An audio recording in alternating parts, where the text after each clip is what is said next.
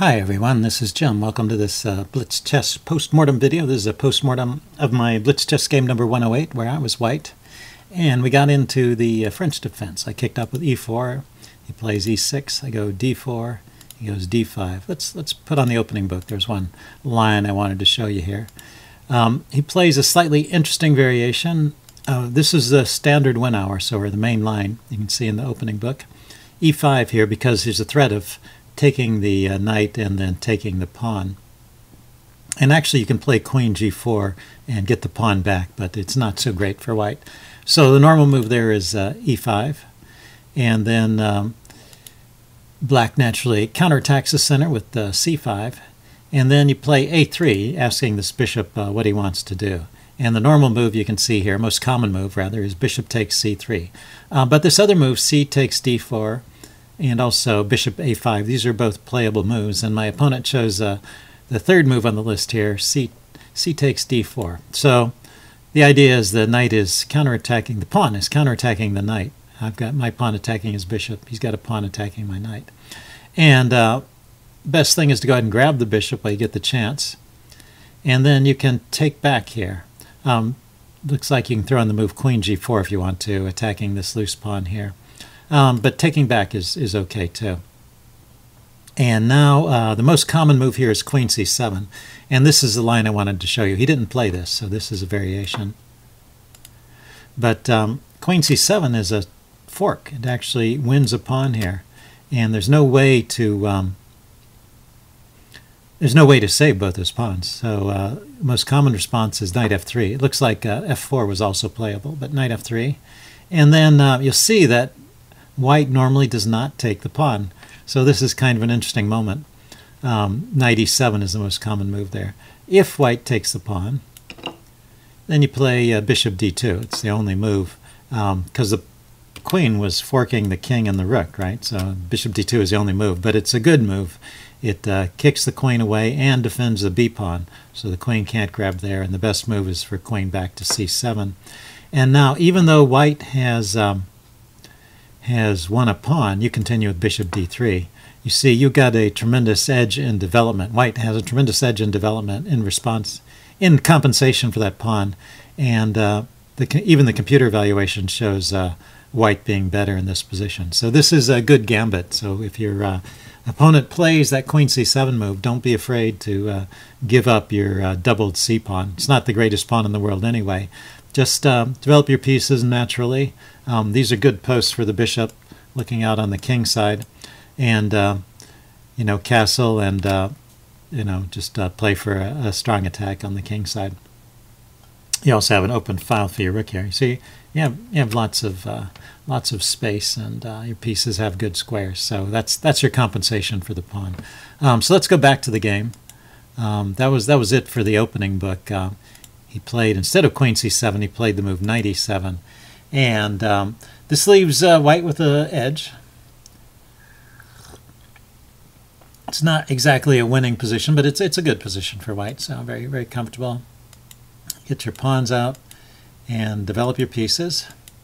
And this d3 square is a good post for the bishop, and because the c-pawn is gone, there's no threat of c5 to c4 kicking that bishop, so you can stay on this diagonal. And developing the queen and the pawn. Yeah, the thing I had to worry about here was the knight coming into e6 was that threat. And so actually the engine recommends just taking the knight. So that's the way to play it too. But this is okay. Keeps an advantage for white, and then kicking it with g4. Sometimes you're worried about weakening the squares on the king side here, but if you have enough pieces around your king, it's still pretty safe.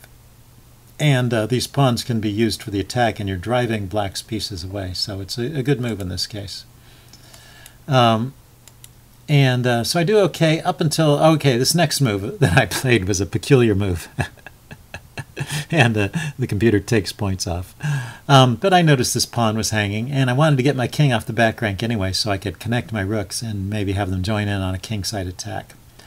Now the computer points out this very interesting possibility of bishop c5 or also just castling as good moves. So, but bishop c5 is interesting because it protects the pawn. New variation. Protects the pawn from the glare of the queen, and at the same time it pins the knight against the rook. Rook e8 and queen e3. And now I can castle in relative security here now that I've got this diagonal under control. So that would be a good way to play, and more sensible than what I did. I played the move king d2. So it gets my king off the back rank. It protects this pawn. So it checks a few boxes, but not the best move. My opponent plays a6. I continue up with h4. And just continuing with my kingside attack idea. And now knight takes f5. Once again, the engine thinks bishop takes f5 is a good idea, or bishop c5, hitting the rook. Okay, but I was still thinking about connecting my rooks, which I do, get them over here. And now he plays rook c8, and you can see it's sort of an equalish game here. The engine likes c4 as a way to defend against this threat. I didn't really think about c4 in the game. I thought, well, I'm losing this pawn, but maybe I'll just march my king to safety and continue my attack on the king side and not worry about the pawn so much. But now he can throw in this move, knight takes e3. Or bishop b5. Yeah, it looks like he has a couple of good moves here to cause me trouble. Fortunately, he just grabbed the pawn here, and now I get a tempo chasing the queen. And you see the computer is not at all concerned about being a pawn down. It's the activity of the pieces here and my relatively safe king. So once again, I have the advantage, and I play on. This is a good move, increasing the pressure here on the g-file. And now I should just take that knight off once again. Yeah, and after it, computer looks a little deeper, that evaluation jumped up, you saw, from being +1 to +2. So this is now a winning advantage if I just take that knight off. So let's see how it might go. Bishop takes knight, and he takes back. He doesn't want to be down a piece. And then knight to d4, hitting this pawn, and maybe threatening the bishop, but also threatening to come into the square e6 and putting more pressure on g7. So knight c6, just trying to get his pieces out, is what's recommended. Or king h8 or queen d7. King h8 seems pretty weak. I think they all lead to kind of the same position. So knight e6 happens anyway. And after this, queen d7 trying to chase the knight away, but now the queen can just come in, check, and check. And I've picked up a pawn, and I've just got a tremendous attack here. So the material is now equal, but his king is exposed, and all my pieces, except for the bishop, are ready to jump into the attack. So that would be good for me. Let's take a look at one other try here. So if he didn't try knight c6, maybe queen d7, trying to keep my knight out of e6 is an idea. And also protecting f5 here. Knight takes f5 anyway. Right. It's not really protecting f5, because if the queen takes there, I take here with checkmate. So king h8, and queen takes g7, check anyway. Yeah, so it ends up being the same thing. So bishop takes f5 is the move that should have been played there. I thought about it, and I just was trying to. I didn't see that complete combination. I thought that pawn was well defended even after the exchange by the queen, but the knight is just 2 hops away from attacking it. I should have realized that.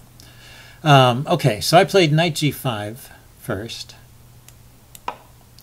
and now he can win or get the advantage by playing bishop takes d3.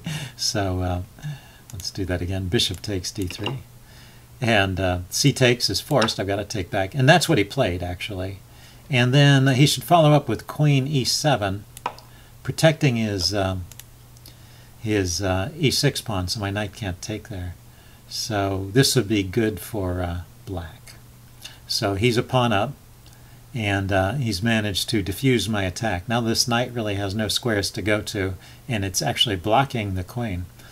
So the engine is suggesting playing h5, but then he'll play h6, and the knight just comes back to f3. Now I'd have to regroup and try and figure out how my attack proceeds. And that gives him time to develop his pieces and get them into the game, and after which he's better because he has a material advantage. Such a slender thread, but he didn't pay attention to this threat on e6 and instead played an attacking move, queen c2. Often a strong attack is better than a passive defending move, but in this case he needs to defend. When you got to defend, you got to defend. So I grabbed the pawn, and now I've got three people attacking the g7 square. So he throws in a check. I run to here and brings his queen back. But you can see I'm just better through all of this. He's momentarily, this is defended by the knight, but this is I get another pawn here, and I get my queen to a good dominating square. And here, right here, I was thinking of this combination, rook takes g7. So that was what I intended to play here. So my idea was rook takes g7, and if knight takes g7, then I have queen takes b7, knight to g5, knight d8, rook g1. Look at these moves, knight g5 and knight d8 being the strongest. Oh, knight d8 is a very interesting idea because it threatens, it blocks the rook from defending over here, and threatens knight to f7 check, which could lead to a mate. So that was not what I was thinking. I was thinking after rook g7, knight g7, I would play knight takes, and then he can't take back. If he takes back, it's check here. It leads to mate in 4 or 5. Okay, so I was right about that part. Okay, so, but he could ignore it and just play knight takes c6, knight to c6, and then I just have to retreat my knight. And I have an edge, but not much of one. Okay, so that's interesting. So the way I played it, knight takes g7 also is not the best move. So let's back up. What is the best move here? None of the above. Rook to g5. Okay. Putting pressure on the knight and preparing to double. So I can see that's a good move. Also, knight g5 is good here, apparently. Yeah, knight g5, once again threatening to come into f7. Strong move. Okay, so I played knight takes g7 based on a somewhat faulty combination, and now he could play knight to d4 check. That's what I was afraid of during the game. Turns out I still keep an advantage after king e3, although it's pretty tricky to see. If he plays this move here, knight c2 check, and it says my best move is king e4. Yeah, so I don't know if I would have found that. That's a very peculiar looking move. Knight takes b4 and queen takes b7, threatening the rooks there. Okay. So that's pretty interesting. I don't know if I would have found that if he'd found knight to d4 check. But he played queen to d4. And now I can trade queens. It's one of the options. Looks like queen f7, keeping the queen on, is even stronger. Queen f7. Oh, hitting the knight. Okay, but I figured that taking was just good. And I was right. I have a material edge now. I've gotten the queens off and gotten some pawns back, and so now I'm just winning, and I just have to be careful and not lose too many of these pawns, and I managed to do that. So here f5, yeah, and then check, and then here I played the unnecessary move rook f1. I could have just pushed ahead with f6 at this point. You can see, but I played rook f1 first, and he plays a pawn move, and then I get the idea of f6. And there's no stopping this pawn from queening. And my opponent resigned at this point. So anyway, pretty exciting game. Hope you guys enjoyed that. Leave any comments you have in the section below, and I will see you again later. Bye.